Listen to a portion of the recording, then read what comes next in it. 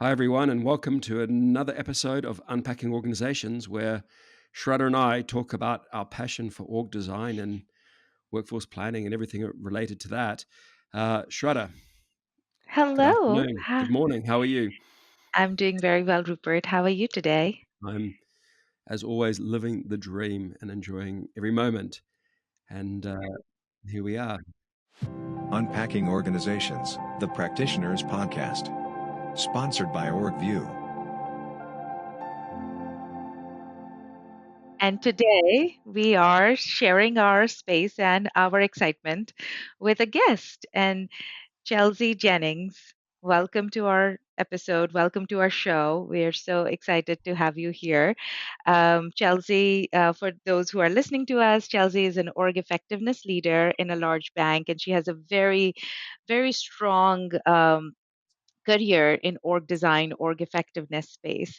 And so, Chelsea, thank you for joining. And why don't you share about yourself, about who you are, what got you excited into this world of org design, which is very few people get excited about this world. So, what was your story that made you stumble into this world and continue here?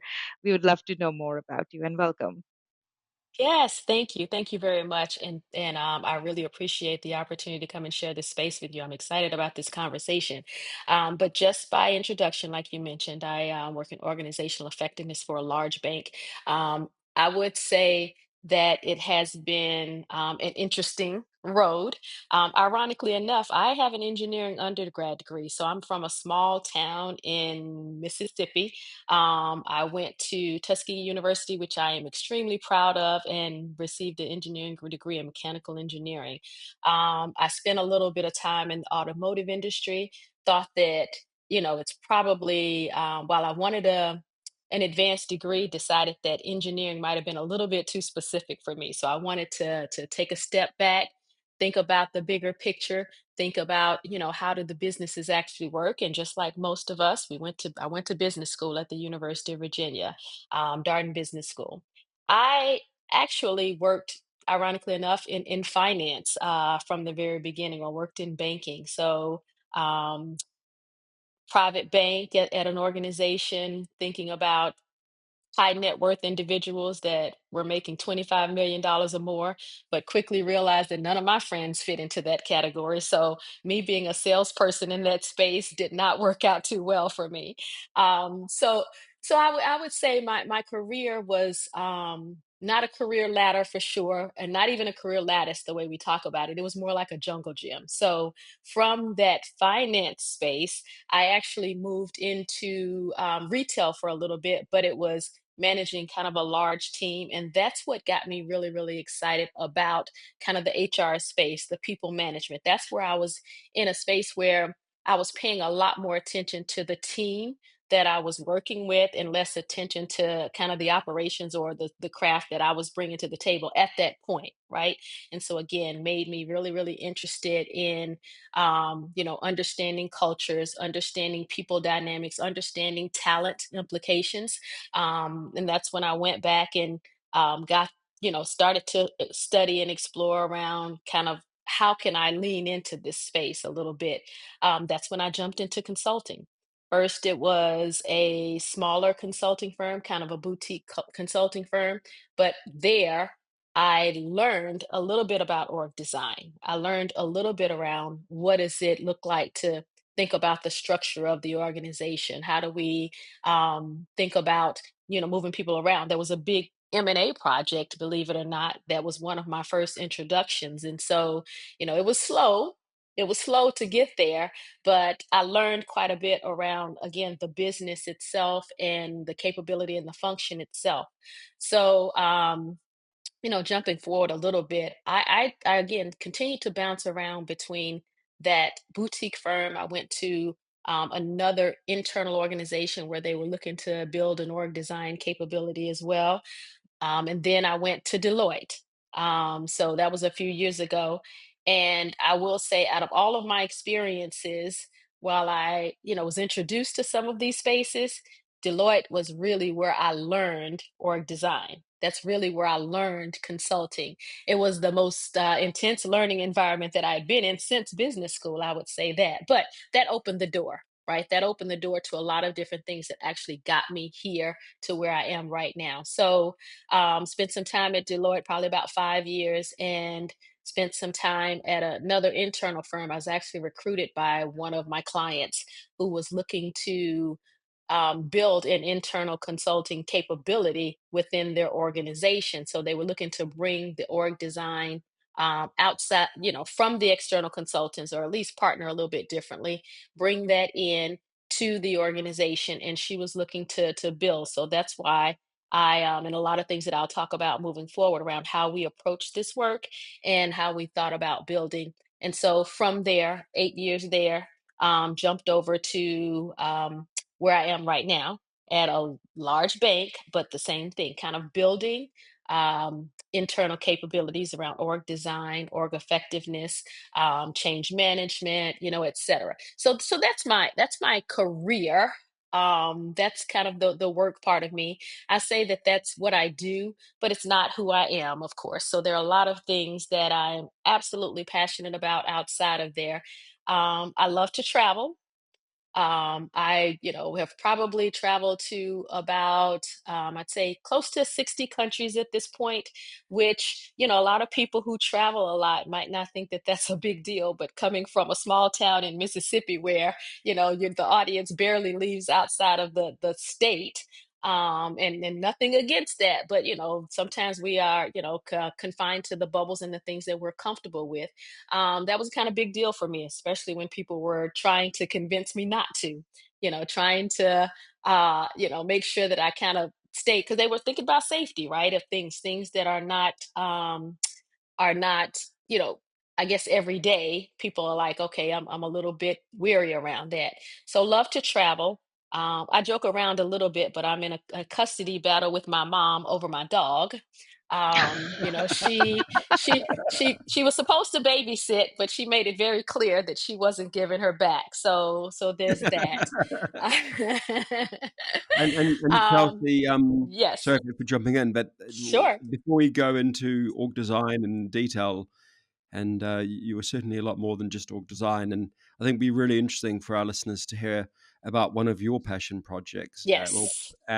or passions really, and where you're a leader. Actually, I would say in unsilencing females, or unsilencing Yeah. her, I think is what the podcast is called. So as we were joking before we got online, I'm sort of surrounded by some powerful ladies here, and it'd be great for you to maybe talk about that for a few seconds.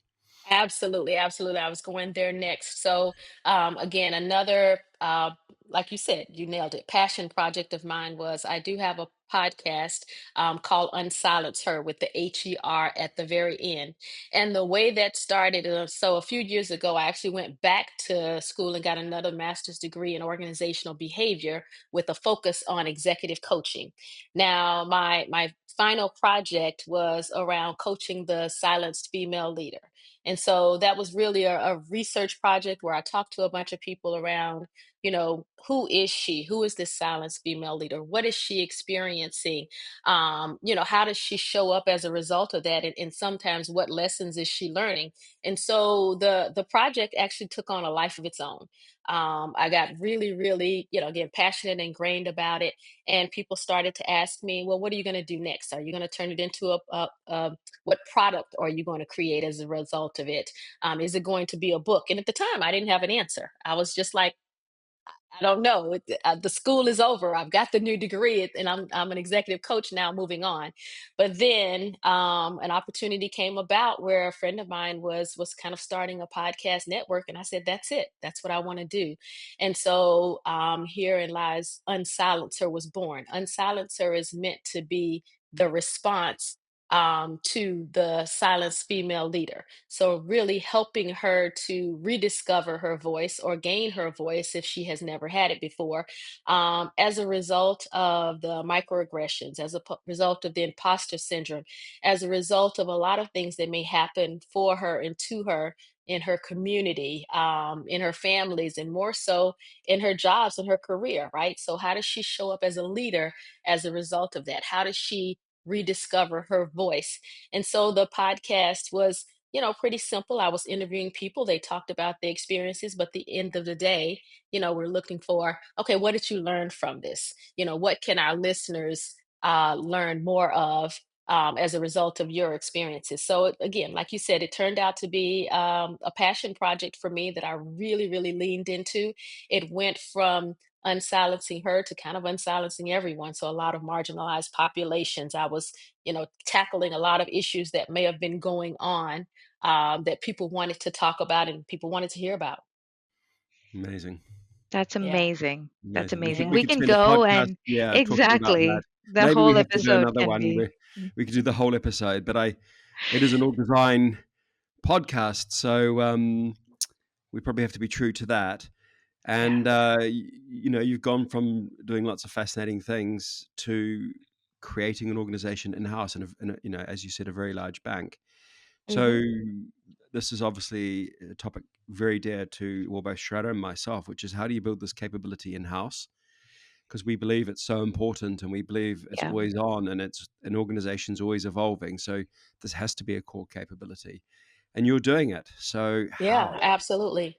Absolutely. And it's funny, I'll say how, but it's interesting how I really relate kind of all my experiences up until this point to how I got here. Even the conversation around, unsilencer, right? Because I think that with all of the change that's happening within organizations right now, the change in from a cultural perspective, change from a culture, I mean, from a transformational perspective, organizations have to adapt. Organizations have to evolve. And part of my job and part of my role is bringing different voices to the conversation when it comes to preparing for those changes, making sure that the organization is ready for those changes. And I think that that is really important because a lot of organizations don't look at it that way. They, may make org decisions in the back of a room on the back of a napkin sometimes. And so, this building this internal capability is around really um, bringing those voices to the table, gaining the type of consensus and alignment, letting everyone kind of own what the organization looks like moving forward and how we align to the strategy. So there's the piece around, why we even doing this and why we're bringing it to the table. But I say that the how, comes into play when it's just the approach itself is really thinking about, okay, what does it look like, right? What's your vision, right? Why are you doing what's your presiding problem, even like what is the organization looking to solve for when it comes to building that internal org design capability or organ effectiveness? And what we found is that a lot of companies want to minimize their kind of dependence on some of the external consultants. They might want to save costs, for example. They may not want to eliminate their relationship or totally get rid of their relationship, but they want to make sure that that partnership's looks a little bit greater. So with that as kind of the backdrop and the why, or part of the why, we found like it's really important to be thoughtful around, okay, what are we solving for? What do we think that this internal capability can do for the organization, which is typical problem solving. You set the vision, you define your stakeholders, who needs to be involved, not just from a sponsorship perspective, but also from a partnership perspective. And of course, there's clearly a lot of involvement with our HR partners, and our business leaders along the way. But, kind of defining those people, bringing them to the table, and really, again, thinking about, okay, what's the structure? What are the capabilities? What are the solutions that we bring, and what's our go-to-market strategy within the organization, and then I'd say test it a little bit, find an organization that really believes in or that can benefit from this type of discussion or this type of facilitation through their organization, and then of course scale it, right? And so again, we can talk about those details, but at the end of the day, it's typical problem solving, thinking about, there is an opportunity for this organization to be more thoughtful around how we align their structure, how we align their people, how we align their their culture to the strategy, And then, once we are able to do that, help them to get there. Yeah. So, Chelsea, what I hear is that you're bringing change management to the forefront of even doing an org effectiveness plan, right? Like, how are we going to change before we are even trying to do a new project or, bring about any kind of org design piece into it? That what, how can we co-create with the right voices in the room? What are some of the challenges that you face? Because that's not how organizations typically work. As you rightly said, that those decisions are typically made in the back of the room on a back of an envelope. So, how do you bring that change itself in the first place so that people are open to do things differently? Yeah, and I think what you're speaking to is and what I'm hearing is kind of the change management aspect of it, but also there's a piece of change leadership too, right? Yes, And so yes. making Sponsorship. Yeah, yes, yes. absolutely. And that's super important. And part of it is, first you have to build the credibility, within the organization. But there are, of course, the headwinds. There are things that, are going to work against you. And part of it is um there's maybe an internal bias that people feel, or there's a perception of internal bias to say that, what, we want a fresh eyes view. You're too close, you're too connected to it. You may not bring that thinking that we're actually looking for. And that's one of those things that can be a headwind and a tailwind, right? And so I say on the other side, sometimes it's it's good to have that internal perspective. I say one of the big things that not only my value proposition, but the value proposition of um, internal consulting organizations to begin with is most of the time you bring that external consulting perspective. So you know how to drive to the results. You know how to think about efficiency. You are bringing that external perspective. But if you spent time inside an internal consulting role, you're more connected to the culture. You're more connected to the leaders that are there. You're more connected to the outcomes, that are there because of course you live it, right? You're not handing them a 65-page, really pretty document and walking away saying, figure it out.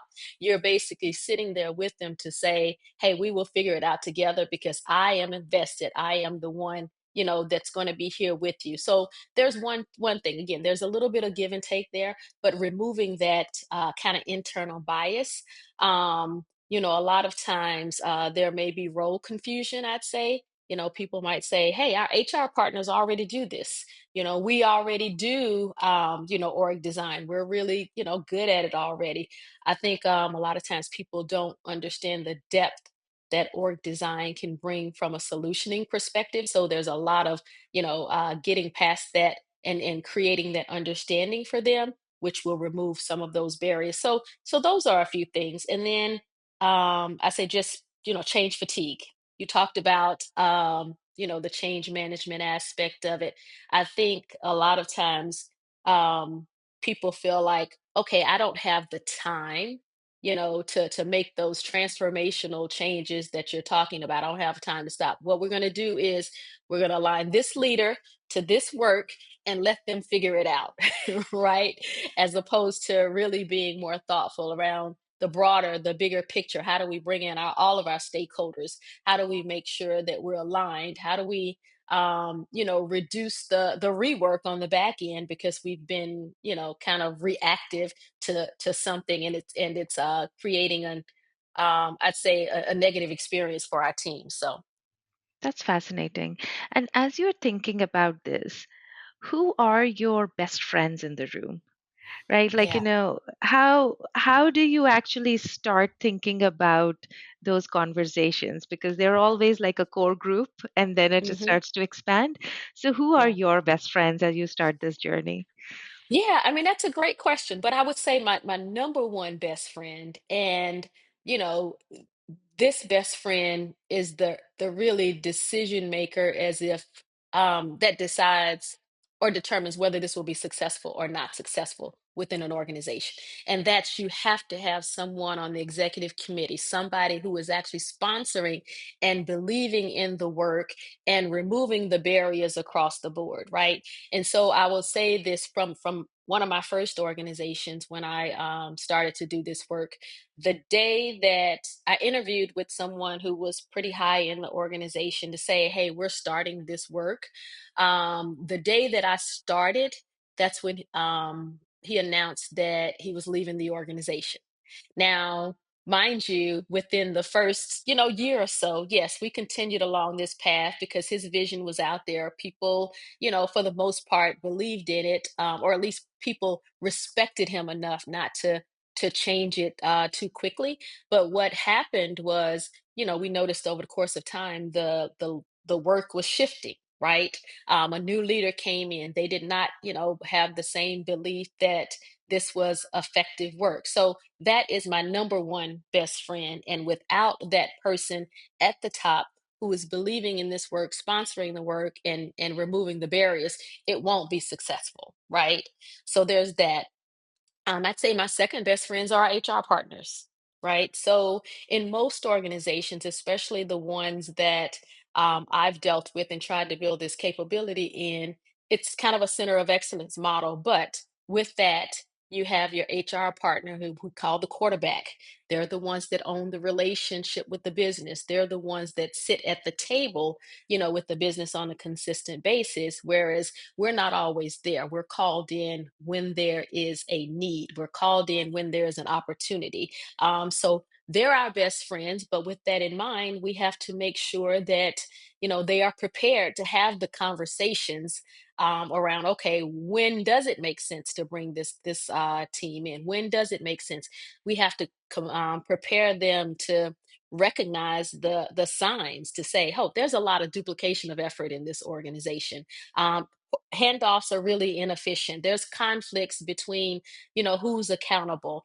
We have to train them how to look for some of those things so they bring us in at the right time. So absolutely our best friends. And do you spend a lot of time educating them then and training, and so that so they learn when to bring you in? Absolutely. And, one of when I started at the company that I'm in right now, one of the first things that I did within the first year, in partnership with the rest of the team, we had what we called an OE enablement. And it was an offsite for about 2 days where we brought in our HR partners, our talent partners, which is another, close friend, and select other partners within the HR organization to have exactly that conversation, right? Not just, who are we? What problems can we help solve? What do we do? How do we partner with you moving forward? How do we even enable them to do certain things, to say, okay, you don't have to call us for these things because, of course, internal consulting organizations tend to be pretty small. And so part of it is, again, enabling them to recognize and do certain things that might be smaller in scale. But when it comes to larger scope, scale, and impact, when do they call us to the table and to the conversation? So there's multiple facets of that. And we did a lot of that OE enablement piece from the very beginning. And Chelsea, there's the HR side of the house, and I've Hmm. I've worked not at your bank but another very large bank, Hmm. of a similar scale to what you are. Yeah, And what we did is really made finance our best friend as well. that's right. And we, particularly when we wanted to understand the work and the cost of the work, and we actually created a virtual team between HR and finance as part of this capability. And it was really driven by the CFO and actually the CEO of the bank. So I'm wondering, when you're doing this work as well, how do you involve some other functions, finance? If you're because you're so large, you're going to have people that are responsible for transformation. Hmm. You might have people that are chiefs of staff. So Hmm. just Yeah. think about the different types of stakeholders and how do you, on a day-to-day practical level, partner work with them. Yeah, and that's absolutely it. And I'm glad you said that too, because and maybe it's a bank thing because my previous role, finance didn't have the same seat at the table. But now that I am here at the bank, finance is absolutely one of the partners that we, want to make sure that we manage those relationships and make sure that we are, building that trust with them as well. And I'd also say our strategy team, so there are strategy partners that we have to make sure that they're at the table as well. Part of it because, they really see the big picture view, as far as what else is going on. And I'll also say from my consulting time, people in strategy feel like they can do it all, and so which means org design sometimes, or org effectiveness. So part of it is, again, making sure that they understand the incremental lift that we can bring, with what they're doing as well, because they have so much to focus on. So there's that. But to your point, recently, I mean, just now around, other people, whether they're the business manager, chief of staff, it depends on what you call them. Um, you know, Absolutely. Especially when organizations are large and you're dealing with leaders who have a lot, on their plate. It's really important to establish relationships with the gatekeepers, people that are going to make sure that you get that meeting when you need it, people that are going to make sure that you get that time when you need it. And then I'll say, we talked about, headwinds earlier. That is another headwind of, internal consultants versus external consultants, because, they're gonna pay us anyway. So as opposed to the external consultant, where you're on a specific statement of work, you have a specific dollar amount that you're looking to spend, or you're being charged by the hour. Sometimes it's a lot easier for them to get that seat at the table and to possibly get the attention. And so, that's something that internal consultants have to work through, is around, just establishing that sense of urgency, or, what does this partnership look like moving forward, and making sure that we stay, um, top of mind for some of the work that needs to happen. And sometimes that happens through the chief of staff and the business manager, or someone else as a part of the team. I love this, what you're saying, because it itself makes like org design thinking is complex, Mhm. but what you have to maneuver in order to get the ball rolling or move the needle even a Well, little keep the ball bit. rolling. Yeah. Exactly. Yes. Yeah. Is way more complex than it Mhm. sounds, because you're literally building the plane as you're flying it, because you're building this capability not just in your team but in the organization itself as you are doing the transformation or running it. So that brings me to a question: is that um, it's really tough work. What kind of capability and skill set one needs as a leader of this team or to be part of this team? Like, what do you think makes you successful here? Or what do you look out for when you are recruiting people in your team? Because I'm sure that people who listen to us, they are excited about this work, but they just don't know where are the gaps sometimes, or as they're building their capability, what they should be recruiting for. So I think that would be extremely helpful.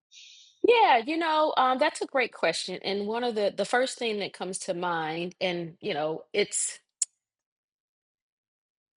not a must, but a very, very nice to have, is, coming from an external consulting firm, right? So you've Right. had For sure. that type of experience. At a minimum, though, you have to have a consulting mindset, right? So people who are good at solving problems. I say, the problem solving formula is really easy. You think about your current state, you think about your vision, what's the gap, and how are you going to get there, right? And so people that can lean into that, whether it's, a specific expertise, or something that may be ambiguous, and you're still, trying to go in discovery mode to find out, okay, what exactly is your problem statement. People that can do that are really, really, good at these internal consulting roles. Definitely the relationship management aspect of it, because a lot of what we do is about influence, right? A lot of it is, showing people something that they may not think about, previously, adding value from that perspective. One other thing that comes to mind that's really important, that's really difficult, actually, is curiosity. you know Curiosity is actually one of our values, but I'd say, and a lot of organizations probably have it, but I say it's one of the hardest values to kind of live, because it requires you to stop. It requires you to take a step back. It requires you to be thoughtful. It requires you to ask questions. In an organization where it's very action oriented and you're really, really focused on outcomes, outcomes, outcomes, it's difficult for people to just say, okay, I'm going to wait. I'm going to, again, be thoughtful around this. I'm going to ask questions. And I want to be mindful of the right questions before I act. It's hard. So, someone who can bring and influence and bring a level of curiosity and asking the right questions is very, very important for this role in this organization. I love that, Chelsea. I think we live in a world where it's go go go Yeah. the whole time, and I think some of the greatest leaders are those that actually aren't doing that. If I take Warren Buffett as a prime example, he's like, all I do all day is read. I have no meetings. And so I make a couple of decisions a year, and that's it. And Mm, I mean, the rest is history on his career. yeah. Steve Jobs was not too dissimilar. Someone said, "So what's your strategy?" And he said, "I don't know. I'm waiting." And then he came up with the iPod, and he didn't know, Hmm. and he said, "I don't know." And then he's waiting for the next big thing, is what he said. And so he's thinking and learning, and the world is full of sort of paradoxes, really. You need to get stuff done and break Hmm. eggs to make an omelet and all this kind of stuff, but simultaneously that just sit back and think. And Yeah. that's a hard thing, because if you're sitting back and thinking, it doesn't feel like you're doing anything. Yeah, that's right. And then sometimes we're just incentivized for actions. We we over metric ourselves Yes. sometimes. Yeah. 100%. So it's all about Yeah. chasing that metric and that data. Yeah. Yeah. And that's exactly where I was going. That if we allow ourselves the grace to think, how does our metrics change look like? Because, Yeah. especially in organ effectiveness, there is so much of driven impact, need for a driven impact or a tangible impact, that we sometimes just don't give ourselves the grace.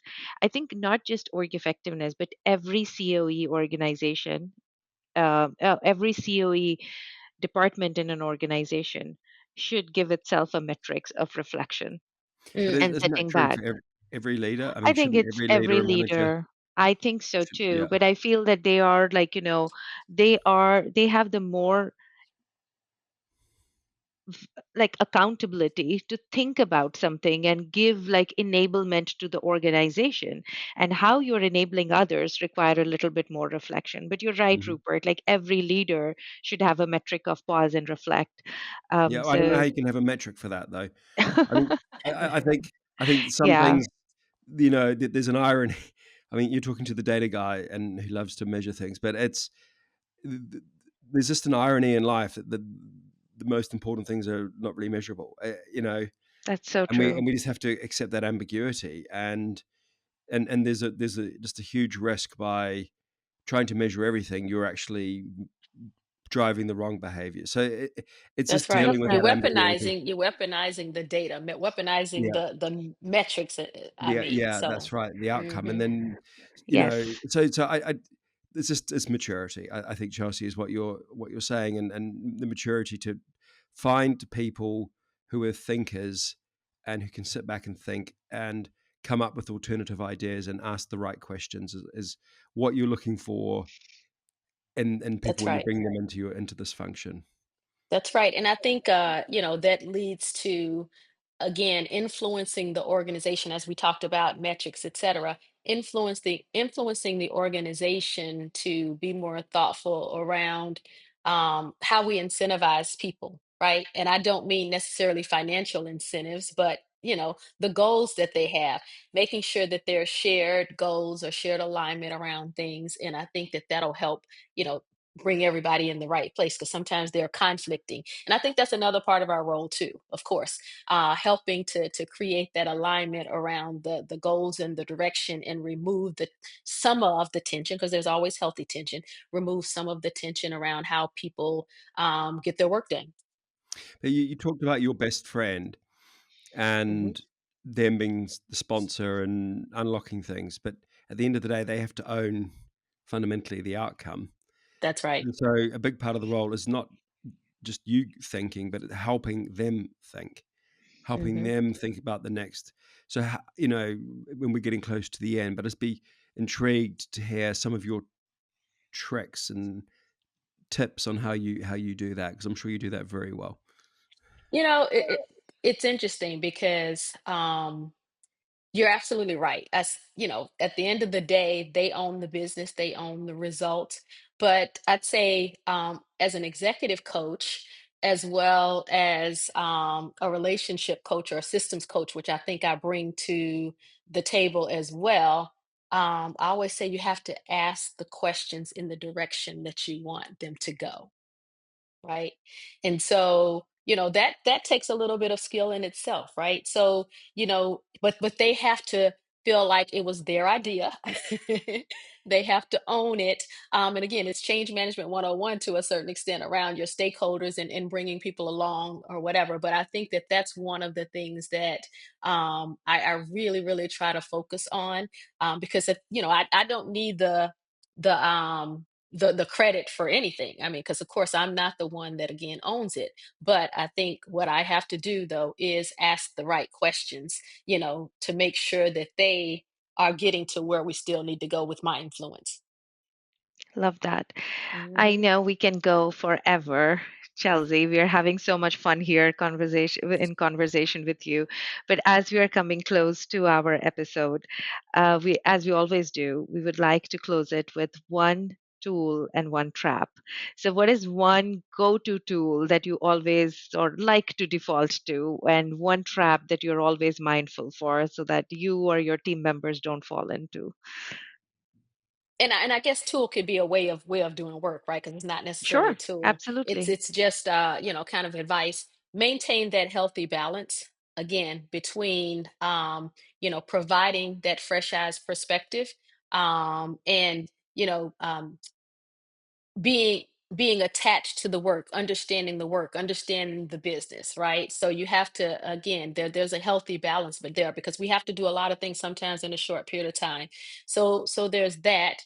And I think the trap can come in, especially if we are in the early stages of establishing the internal capability, or depending on the brand that we've established. The trap is that people can sometimes just see us as another resource, another FTE, another body, and try to bring us in as a staff, my team as a staff augmentation type role.